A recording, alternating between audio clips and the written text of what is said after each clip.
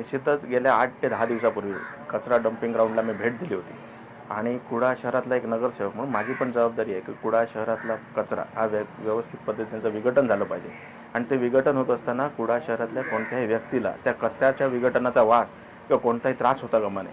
आणि निश्चितच आज या ठिकाणी हे 2 दिवस झाले कचऱ्याचं या ठिकाणी विघटनाचं काम नगरपालिकेमार्फत चालू झालं आणि त्यानंतर इथे राहणाऱ्या 15 ते 20 स्थानिक लोकांनी मला फोन केला की इथल्या त्रासामुळे आम्हाला जेवता पण येत नाही आणि इतका गंभीर समस्या असल्यानंतर मी आणि अमरसेन सावंत आम्ही या ठिकाणी आलो तर परिस्थिती पाहाल तर या ठिकाणी आपण एक 10 मिनिटं सुद्धा उभं राहू शकत नाही.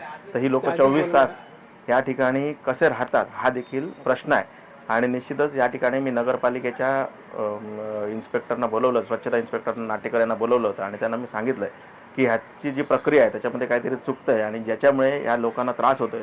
निश्चितच या ठिकाणी या कचऱ्याचं व्यवस्थित विघटन व्हावं अशा मी त्यांना सक्त सूचना या ठिकाणी दिलेल्या आहेत. आणि लोकांना या ठिकाणी कोणत्याही पान बाजारातील असतील आणि मच्छी मार्केटातील असतील आणि या मच्छी मार्केटमध्ये आमच्या नगरपालिकेचे स्वच्छता कर्मचारी देखील या ठिकाणी रहिवासी आहेत, त्यांना देखील त्रास होता कामा नये अशा मी सक्त सूचना स्वच्छता इन्स्पेक्टर नाटेकर यांना दिलेल्या आहे. निवेदन आम्ही आता लिहिलेलं आहे, प्रत्येकाची मी सही वगैरे घेतलेली आहे.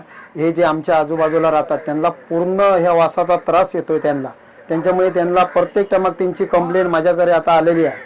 दुसरी गोष्ट आमच्या शेजारीला आता ते मिस्त्रींना जेवायला सुद्धा जमत नाही त्या घाणीमुळे आणि ते रोज अन्न आपलं टाकून देतात आणि पूर्ण जितके माझे दुकानदार आहेत, मच्छी मार्केट आहे, त्यांना पूर्ण त्रास होतो ह्या वासांचा.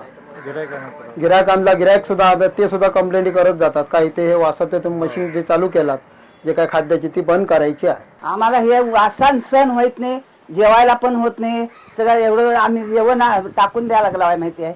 तेव्हा झोप पण येत नाही आम्हाला रात्रीचं, एवढा वास येतोय. लोकशाही मराठी ऐका, पहा, जागरूक रहा.